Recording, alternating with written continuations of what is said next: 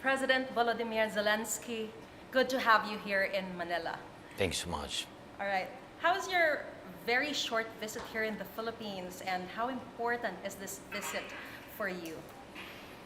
First of all, it's very important. It's not about the time. It's a pity that I spent not too much time here. It's my first visit to Philippines, to Manila, and I couldn't see your wonderful country. I saw just people. People are very warm in the hotel and in the palace and in the streets. I saw him. They're just smiling, and yes, but the important visit because we are preparing in such tough period, in the period of war in Ukraine. We are preparing our steps to peace, to just peace for Ukraine, Ukrainians, for our families, for our children, and of course for us it's very important have participation on the level of your leader, participation peace summit in Switzerland, and of course for us it's very important that Philippines really support our territorial integrity and sovereignty, and we're very thankful for this. And thank you for having us here. Thank you for this invitation. This is such crucial time for Ukraine. You are at war and you have a very busy schedule. Why is it so important for you to personally visit our country, meet with the president? Directly to invite him to peace, to participate peace summit. Okay.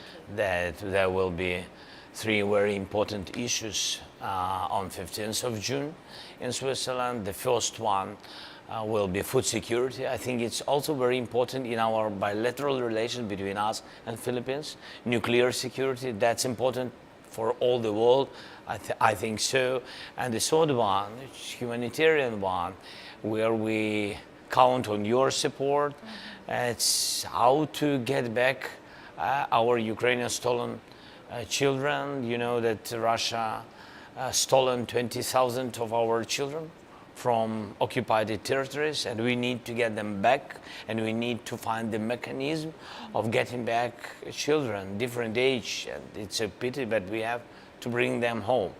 And it was very important directly to invite the president, directly to speak with him about the details, what's going on the battlefield, what Russia brought with this war to our land, all this crisis, what they think about. And of course, for us it's very important not to give Russia possibility to influence on Asia, very important region, very important voice of Philippines. All right. Could you share with us some of the key points that you've discussed with the president earlier this morning? Yes. So the first one, we spoke about the humanitarian aid, and of course we are already using our knowledge during this tragedy, during this period, using our experience, we can share with the Philippines digitalization of our country, how to manage in a very challenging period. We can share our cybersecurity experience, because we've been, attacked by Russians a lot of time, hundreds of times, thousands, and really we managed all this, we solved these problems. And from the Philippines, we are very happy to, the president gave me a signal that you're ready to help us with the medicine, especially mental health and psychological challenges. It's understandable that during the war brought nothing good, of course, and we have 1 million army, and of course these guys, these veterans who came back home, they began to study how to live through the, civilians, and it's very difficult. We don't have enough specialists, yes, in English. Enough specialists, experts in mental health. Not enough, never enough. The president also said that he'll be attending the peace summit. Yes, he said that Philippines will support the summit. I said for us it's very important him to come. He said he will come and he will participate in the summit. This great, strong signal. And also we spoke about our bilateral agricultural relations. Climate change. climate change is very important. I think we will work to do our trade between our countries wider.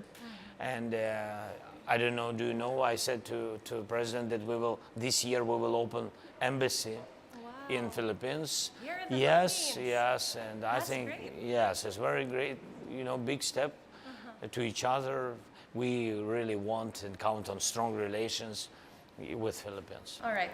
How important is it for Ukraine that countries in this particular region, even if we're very far from Ukraine, are active in terms of expressing solidarity with you and your country and your cause against Russia and its perceived allies with China? Your voice is very important. This region is very important. We're thankful to the Philippines when you supported us in United Nations with the 6 votings, with the 6 resolutions. It is a signal that you don't want any war, that you are a very peaceful country, which has this bad experience of canalized period. Yes, in English. Yes, of the colonial period in the West. Yes. So that you understand, nobody wants to have such history coming back. And that's why we have to hold the situation, and we have to be together with very strong and clean position that nobody can occupy your territory.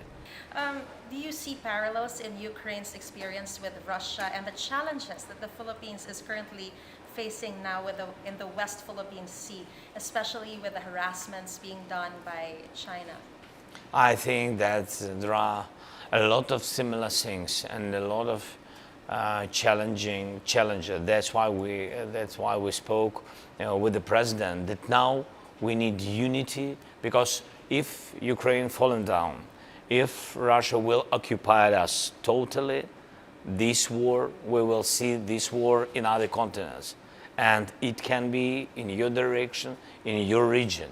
And it's a big tragedy, a lot of casualties. So we have to be in unity, not to give Russia to occupy Ukraine, not to give them any possibility to win in this unprovoked war.